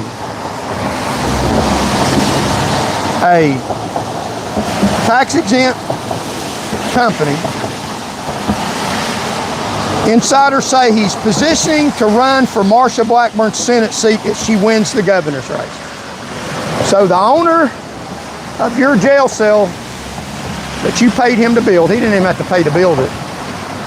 They got government contracts to help these other politicians win public office. They use your money, you gave it back to them, is probably going to run for Marsha Blackburn's seat. He's given her money to run her campaign to win state office. Opening up a 501c4 that a lot of people say are preparation for him to run for Marsha Blackburn's Senate seat if she wins the governor's race. Polls say she is. And obviously she's got $100,000 of his money behind her. He wants her out of her Senate seat to be the governor so he can take her Senate seat. And he's got the money and the political elite backing that he's bought and paid for to get there. So let's translate this for you. The man who ran the prison where people died, where guards were dealing drugs, where the DOJ opened an investigation, that man is now shopping for U.S. Senate seat on the money he made from your tax dollars. I'm not getting none of your tax dollars. I'm speaking against this. Government bought and paid for. It's rigged elections. That's what your tax money is paying for. Now you have to pay your taxes. You know, they always say, you have to die and pay taxes. That's right. But you don't have to vote the way they tell you to. And you can vote so your taxes aren't used to buy your prison cell and used to prop up dirty candidates that ran a prison where you and your friends go without a crime a lot, where people died, guards were dealing drugs, DOJ had opened an investigation, and that money that you paid is now, he's shopping for a U.S. Senate seat on money that you paid. That's horrific. That's how elections are rigged. They step over bodies and blood to get where they're at. Your blood, your bodies. That $3.7 million in Tennessee donations wasn't charity. The money he gave these politicians that are in power were not charity. That was money so that they would give it back to him in government contracts to run his horrific prisons that you might end up in. I am telling you, imploring you, that is a fact. Take it from someone who has lived it and someone who has an advanced education in criminology from the University of Tennessee, their own institutions, and a law degree. I'm just telling you. You know, you're paying for your ticket to the jail cell right now when you pay your taxes, and you have to pay your taxes. You don't have to vote for these people, they're going to put you there. So the return on investment, a $244 million annual contract, a $13 million raise, and now Senate seat. Who's your daddy, Tennessee? Do you have a daddy in public power or somebody in public power? If you don't, then you're going to get messed around. Things ain't going to go well for you. It's going to go well for them. And you don't have to stand up to them. Vote for me and I will. Support the channel and I will. Subscribe to the channel. And I will stand up for you. I've done it before, we'll do it some more. That's what I do. That's what I'm here for. Don't worry about me, God will protect me, I hope. I'm not like Martin Luther King as far as I don't have no premonition of not living a long life. I'm gonna live a long life and cause a hell of a lot of trouble. But let me say this in caution.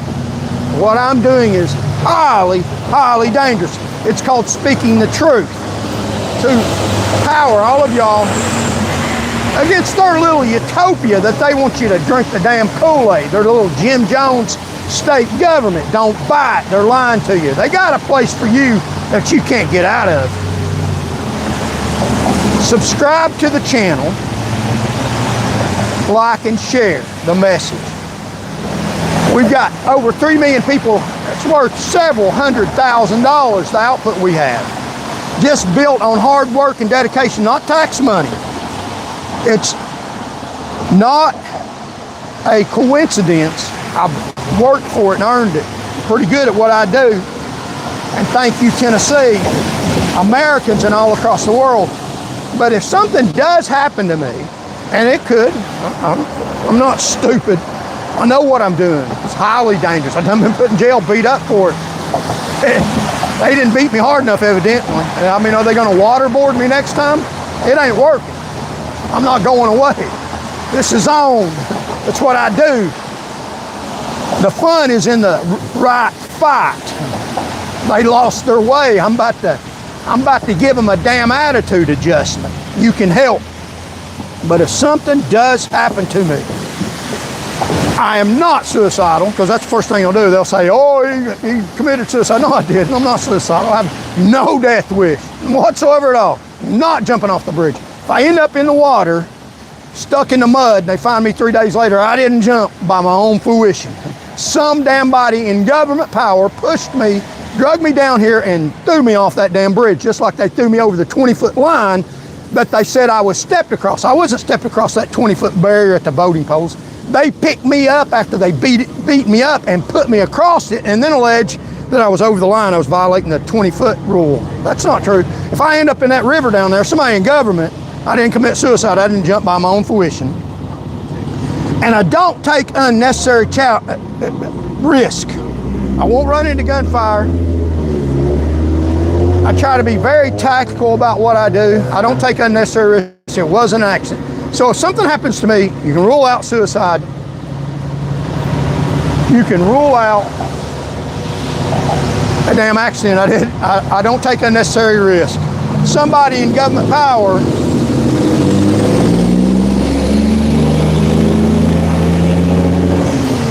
probably linked to somebody with a government contract. Did that in spite of my best efforts, and I'm on my way to heaven anyway, so don't worry about Van Morgan. Subscribe to the channel. Put your name on the vote. Help me get elected to serve you to shut down Core Civic. So, the sober DUI law enforcement accountability. I've talked about that numerous times. 2,547 people in Tennessee were arrested for DUI and no alcohol or drugs in their blood. So they're going to put you in jail. I mean, you're going to jail. You say, I was driving on the road on my way to work. That doesn't matter. You're going to jail. If they want you to go to jail, they got to get their numbers in while they're drunk. What I said, it wasn't a mistake. A trooper or an officer in the state of Tennessee, specifically the Tennessee Highway Patrol, will arrest you, accuse you of being drunk or under the influence of drugs. When you're stone cold sober, they did it 2,547 times. At least the majority of that, probably more. That's what they've reported. There's probably more, a lot more. They arrested people who were stone cold sober, accused them of driving under the influence of drugs or alcohol when blood tests confirmed no drugs or alcohol. And at the same time, the trooper that arrests you may have been drunk. They have had troopers that have blown a high level of alcohol content while they're in uniform on the job that have got their jobs right now today, driving down the road in a patrol car, arresting people. They may be drunk. Now they have, and this is the twist in this is the psychoticness of this is the crazy of this, that's actually going on in real time. I used to be a trooper. I know this is happening. You'll be in their jail cell, raped, murdered, or assaulted, potentially high probability when you're doing nothing wrong. This is real. This is important. I'm sounding the warning. Listen to me. So they were literally, a trooper could be drunk on the job while arresting you for being sober. So they're accusing you of a crime they're committing while they're in your tax-paid car while you're paying them to arrest you. That's literally going on. By facts, they have had documented cases of troopers under the influence of alcohol in uniform on duty that are working right now today. Now, they have passed a new policy where they're allowing troopers to carry a breathalyzer on the scene where they can give you a breath test and determine if you're under the influence of alcohol. It doesn't determine whether or not you're under the influence of drugs. You could be wobbly as hell, not be able to drive on narcotics that Marsha Blackburn has gotten money from companies to facilitate her campaigns that have been sued successfully for unlawfully distributing narcotics. She's got money for that. Marsha Blackburn's campaign. Just saying, I don't care about you. But you could be arrested. Now get this, you could be arrested by a drunk trooper. So when they have now breathalyzers, and they were going to offer you when they stop you to see if you're under the influence of alcohol. And they're going to ask you to take a breath test. Now I'm not telling you, here's what I'll do. Because they may be drunk and you may be sober. Here's what I'm going to do. Now I'm not telling you what to do, here's what I'll do. I'll say, I'll take a breath test. Now I'm not got any alcohol. I don't drink alcoholic beverages. And if you do, that's fine. Hey, if you drink one, they're going to put you in jail, even if you're not under the influence. They're going to say you were drunk, or they're going to lie about it. They lie. I know, I used to be a trooper. I know how they lie. They lied on me for protecting you. What they say is not true. It's usually the opposite. So you tell the trooper. I'll tell the trooper. I'm not telling you what to do. I'll take a breath test, or even a blood test. If you take the breath test first, I'm going to make them take the breath test first because they may be drunk. I'm sober. They'll blow an alcohol level. I'll blow 0, 0. I'm just telling you, that's what you're paying for.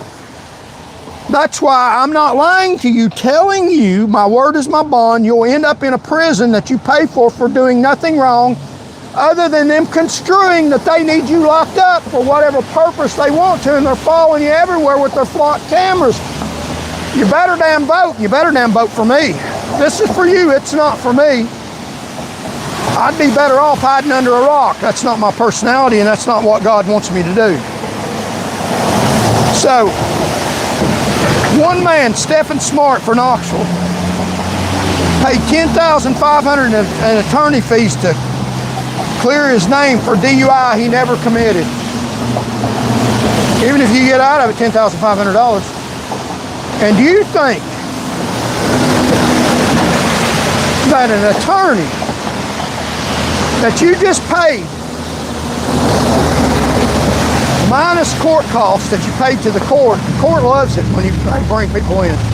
They get money, court costs, fines, get money to find you guilty. They get $6 a head. Do you think an attorney, when you're innocent, that you paid $10,500 to prove you're innocent, and it makes him look good, it's easier to prove you're innocent when you actually are, is going to report the police officer for arresting you where you had to call him and pay him money? The trooper that's putting people in jail, I used to have judges thank me for the business that I brought in. Now, my business that I brought in were real bad drunk people that needed to be arrested for their own protection. I had nothing to do with the penalty. I didn't agree with how strict they are on the penalty. But do you think a lawyer that knows you're innocent, that a police officer wrongfully arrested you, is going to report the police officer and take him off the road when he keeps bringing in innocent people? The innocent people keep paying him. He likes it when they bring in innocent people. He's getting paid. The more heads, the more money that he gets off innocent people. So an attorney's not going to complain. Charles Van Morgan will. It's wrong. And how is this stuff going on? The Tennessee Highway Patrol may be the most documented wrongful DUI factory in American law enforcement history. You might end up in jail. It's not extreme to say that you might end up in jail wrongfully. That's just DUI enforcement. What are the other issues you might go to jail for? That's facade, trumped up, wrong. You're in jail for nothing. And they want you in jail. They get money off their prisons. You paid for them to build the jail, so they didn't have to pay for that. They get profit from it out of tax money. They're paying the man to build the jail cell and giving him your money in a government contract, and he's giving them your money back to run their political campaigns and political campaign donations. It's as simple as that. I'm lighting it up while they're running under Christian banner. No other state patrol has ever admitted to 2,547 arrests in a decade, and the colonel in charge is still collecting a paycheck. Mess up and you still get money. You'd go out of business if it were private business. They don't go out of business. They keep collecting more money from you. So, the THP commander, Matt Perry, I went to the academy with him, I know him. Connected by blood. How does this go on? Colonel Matt Perry has run the Tennessee Highway Patrol since December 2020. He is the man responsible for the 2,547 sober DUI arrests. He has not been charged with anything. He's not been fired. He's not been formally disciplined. Here's why. Colonel Matt Perry is the nephew of the late Tennessee Supreme Court Justice Connie Clark. Many of you have heard this before. Let's let new viewers listen. The colonel is related to the former Supreme Court Justice, Connie Clark, who served on the state's highest court from 2005 until her death in 2021. She personally administered his swearing in by phone December 16, 2020. He's not qualified, no military service. He's given that position His father, also a THP veteran, was captain of the THP training department when Perry joined the force. Perry was nominated by Commissioner Jeff Long, the former Wilson County Sheriff appointed by Bill Lee. It's all politics. The chain of protection is short. They protect these people in their utopia to mistreat you. Even if they mistreat you, they're protected. They can do whatever the hell they want to do. The chain of protection is short. Trooper, Captain, Colonel Perry, Commissioner Long, Governor Lee. Nobody in that chain answers to you. Nobody in that chain has been held accountable for more than probably the reported 2,500 false DUI arrests, while the trooper himself was drunk, while the real drunk drivers are going down the road continuing to raise the fatality rate. And the troopers should be arrested on the job. If I get stopped by a trooper, they want me to blow in a breathalyzer, I'll be glad to. I'll say, if you do first. I'll see how drunk you are because I'm sober. On January 22nd of this year, Perry testified to the Senate Transportation Committee. We have not had one case that he said this was somebody that probably shouldn't have been arrested. 2,500 no drugs or alcohol according to scientific tests. More than that, they've covered up. Or they didn't take a test that would have came back negative. And he said not one of those should not have went to jail. Testified that under oath, I believe. That is a lie straight from hell. I've arrested drunk drivers, I know. This statement is directly contradicted by 2,457 dismissed cases and then pending federal lawsuits. He also said that even if it was a constitutional violation, pretty much, you would still get the ride. You're still going to jail even if you get out of it, even if it's not constitutional. I went to the second state academy with Matt Perry. I went to two other ones before that and graduated. I watched how he got where he got. His father was captain of the training department. His aunt was on the Tennessee Supreme Court. He didn't get to the colonel's office because he was the best. He got there because of who his family was. That's not an allegation. That's what I watched with my own eyes. He didn't get sprayed with chemical spray. Every other academy before him got sprayed with chemical spray. The harassment that they put you through, like they do at a fraternity. And he was the only class that wasn't sprayed with chemical spray because his daddy was a captain over the class. I've witnessed that. So that's why you might end up in jail. On April 29, 2026, after years of WSMV-4 investigations, after 3 federal lawsuits, after 25,400 documented false arrests, THP announced its procurement of process for breathalyzers.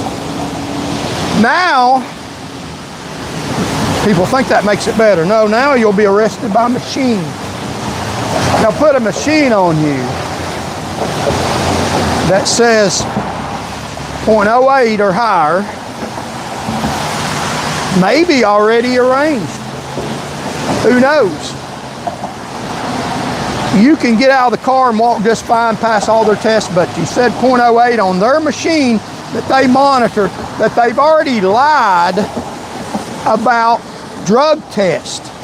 Because TBI already said that they had 500 people that came back zero on blood and alcohol tests. And then later, after they were questioned and they knew it was going to get legal, they came up with 2,500. So they've already lied about drug tests. So you think their little breathalyzer test, they might lie about that to substantiate their false charges? Before, when I did it, you had to be arrested, and I'm talking about going to Core Civic, one of their jail cells, for nothing, for prison, for years, where you get assaulted, raped, or murdered for doing nothing wrong. You say that can't happen, you got to commit a crime. No, you don't. This is just DUI enforcement. Think about all the other crimes, theft, robbery, all the other crimes they can accuse you of. Being a pedophile, they can accuse you of all these crimes you didn't commit. This is just 2,500 false DUI arrests. There's false other arrests all the damn time. You'll end up in one of their Core Civic prisons that they built for you, you paid for. They got plenty of money. They got plenty of your tax money to build plenty of jail cells for you. It's their racket. It's the truth. God sent me, trust me. I know from the inside. So used to, when you were accused of drunk driving, and I used to do this, I was the best at it in the state, best at lawful DUI arrest. Check through my records, see if you can find any 0-0s on people I arrested and incarcerated. None of them you'll find. Because even in cases that they've made dramatic, put out in public where people have hurt themselves, they were so drunk, blame it on me. Isn't that really good where you can blame somebody else's misconduct on a person that you have paid and asked them to stop it? That's a real good trick, and I ain't buying it. It's a real good trick where you're building prisons to put innocent civilians in. I ain't buying it. Please don't buy that. And don't wait till you wake up in a jail cell. Somebody beating you over the head, a prisoner or a officer, and you said, I don't belong here in the first place, and you paid for that. You paid for these politicians to do that to you. So before you did sobriety tests on a camera that you could play before a jury. So if you were impaired too drunk to drive, that's what sobriety tests do. They show that you can't drive.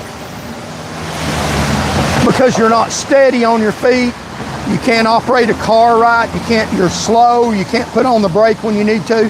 And you can tell that obviously when you get them out in front of a camera, you put their feet together, they wobble, that's what sobriety tests do. And you can tell obviously from the test. So if they're not really drunk,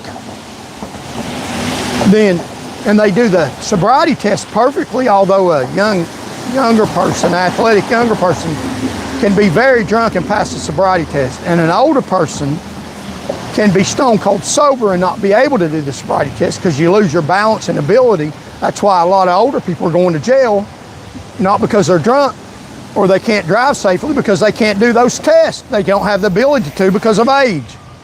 And they got officers that don't know that because they don't train them right. But at least it is evidence. If you get out of the car and you can't count, you can't think, and you're doing it in front of a camera, it is evidence you can show the jury, or your evidence, hey, I walked a straight line, I'm 60 years old, I stepped off the line a few times, but I said the alphabet right, I was coherent, I told them I didn't drink, and it's all on evidence in front of the jury. It's some evidence that you're drunk or you're not. And if there's beer cans in the car, they have video evidence, they can show that, put it on, I used to put it on the hood. Now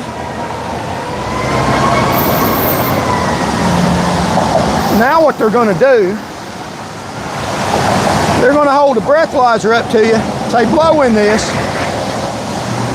but they may or may not have prearranged to have an already set level of alcohol on it. Would they do that?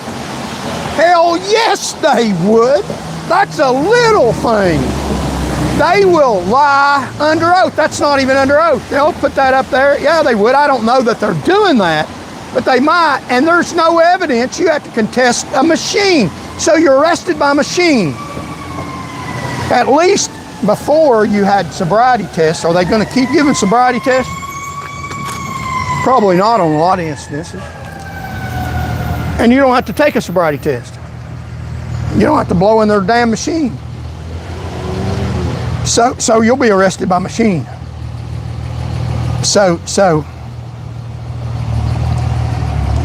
you may end up in prison because of their bullshit. TH Trooper James Zan arrested 8 sober drivers for DUI, confirmed by blood work. 8 separate people with no alcohol or drugs in their system who were handcuffed, charged, and had their lives unpinned. $10,500 or more. One of them, former U.S. Attorney Jane Bundred. After WSMV4 named her as the 8th victim on August of 2025, Trooper Zahn was ordered for 4 hours of refresher training in DUI. He fixed this in 4 hours of retraining. Should have had a couple of damn months to figure out how you don't arrest innocent people. That's a serious thing. You're violating the Constitution. This ain't Russia, damn it. This is America. Freedom is scary. Deal with it, as a civil rights attorney says. 3 federal civil rights are now pending against Zahn in U.S. District Court for the Middle District of Tennessee. 4 hours of training. 4 hours of training. He should have had several. He's got cases pending. Burnett versus Zahn, Spurs versus Zahn, Hunter Logan case, pending case number as today. James Zahn is still a THP trooper, but it's better now. 4 hours of training. He is still on the road. He may be pulling somebody over right now using a rigged breathalyzer machine from Colonel Matt Perry, who's in by blood. He won't get removed no matter what he do. So 4 hours of training, that's what 8-4 false arrest gets you at THP. 4 hours of training. So, wow. That is horrific. An FBI veteran with 33 years of service, a man who smelled like cleaning supplies. That's what getting arrested in DUI in Knox County. If this is what they do to a former federal law enforcement officer, think about what they do to a regular citizen who doesn't have the resources to fight back. You're going to Trousdale in a jail cell where you might get murdered, you might get raped, you might get assaulted, high probability, and you are paying tax money to pay for that home for you. And that tax money is building your jail cell, paying for the people over you to get elected so that they can put you in jail if they want to. DUI is a small part of the problem. THP ICE, Nashville, secure streets, hunting people for sport. Now, I'm all for deportations of illegal aliens, illegal immigrants, whatever you want to call them. I'm 100% for it. They need to come in here the right way. Immigrants who have immigrated lawfully are against illegal immigration. They paid a price to get here. They believe that their fellow countrymen in a foreign country ought to have to pay the same price. Some of them took years to get here, lawfully be a United States citizen. Some of them had to join the military to be a United States citizen. They paid a price to get here. Even immigrants that are legally here agree with lawful immigration. They think that people unlawfully came over here ought to be deported. But when we are deporting these people, some of them came over here by children. As children, they should be deported too. Why, their parents should be deported. They shouldn't be given access to lawful immigration, but they should also be deported. Depends on the circumstances. But I agree in immigration enforcement. But I agree with honest, lawful, careful, and respectful decency of human beings deportation. I don't agree with hunting them down. Now, that's what the state did. The State Highway Patrol hunted down illegal immigrants. Like, share, comment, and somebody contribute. I don't agree with deportations that involve hunting them down like animals and referring to them in language that should not be used in appropriate law enforcement, which is what they're doing. THP ICE, Nashville, secure streets, hunting people for sport.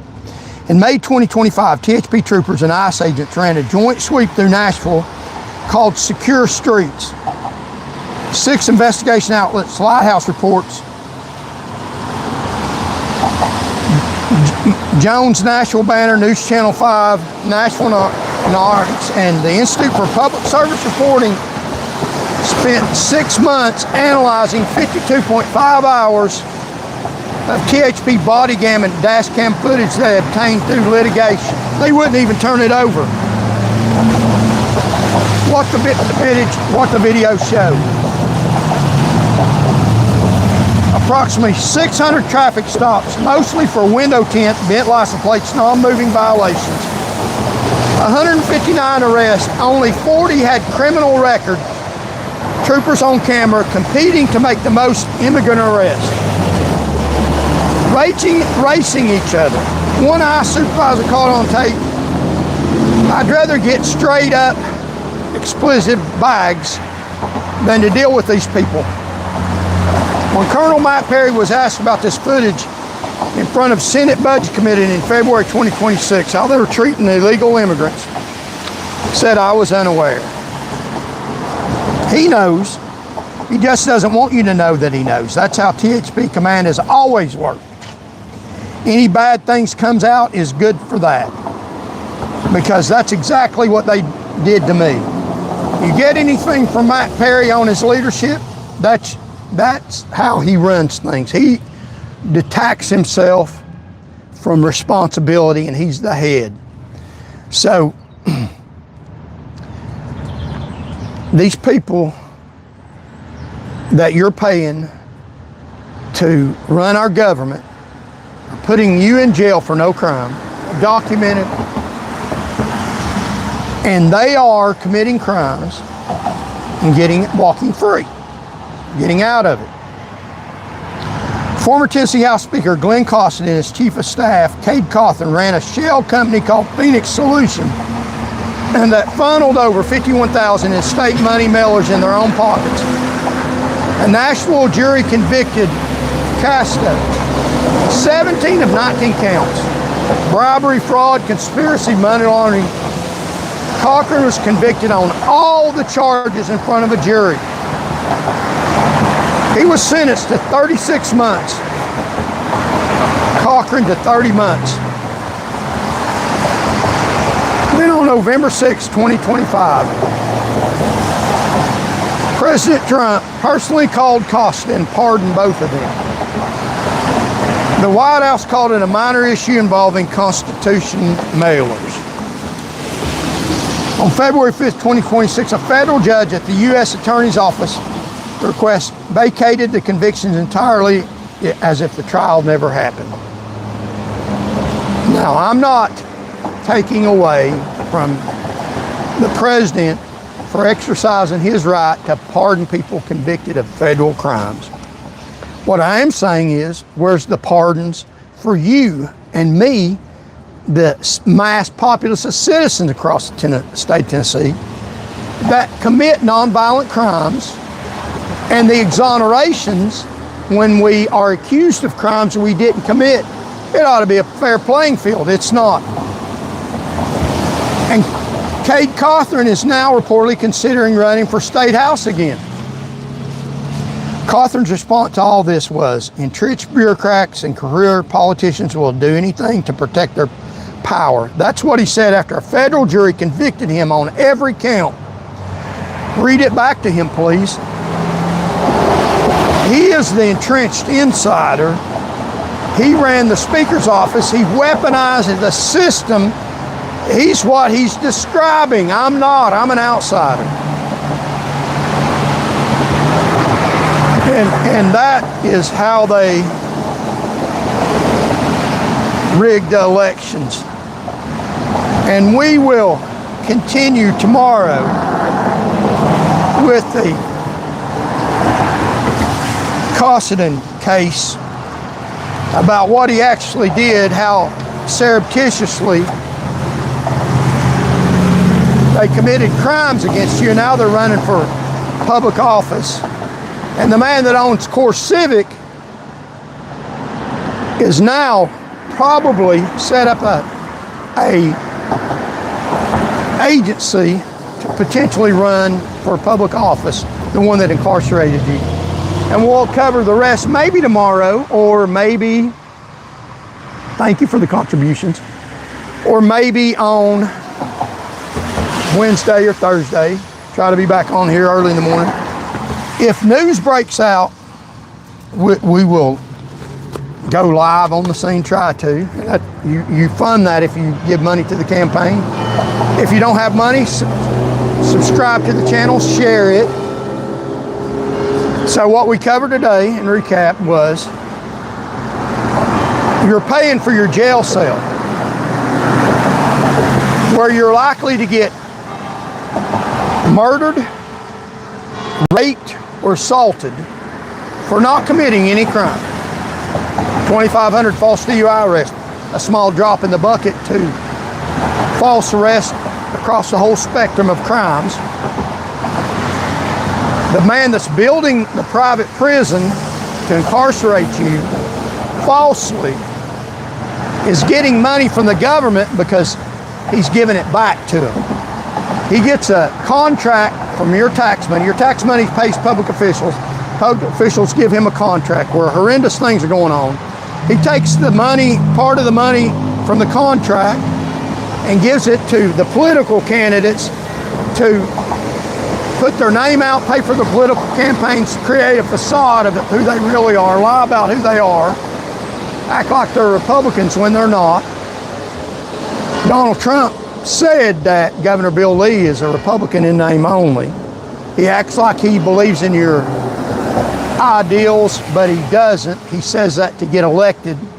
He's a dirtbag liar, and that's the truth. My word is my bond. So your tax money is in this circle that's keeping them in power, and that's fine if that's all it was. But the problem is they're going to put you in jail where you can get raped or murdered. And the man that owns that company used to resign early part of 2025 is now probably setting up the groundwork to run for Marsha Blackburn's Senate seat. Gave Marsha Blackburn money to run for governor. So don't keep funding this insanity, this system that's set up for them against you. So thank y'all for listening. Subscribe to the channel. May God bless you all. May God bless America. May God help our president do the right things. And may God bless you and your family and protect you from this dirty government. So thank y'all very much. I filed an appeal. I filed an amendment in my case in federal court. We might talk about that tomorrow. And I won an amendment against the state. So my case is still ongoing. They tried to get it dismissed. The judge didn't go along with it, thankfully, as of yet. So we're still in a fight in federal court trying to get my law license. And we'll let you know how that's going. May God bless you all. Thank y'all very much. And as I always try to say, God loves you and I do too.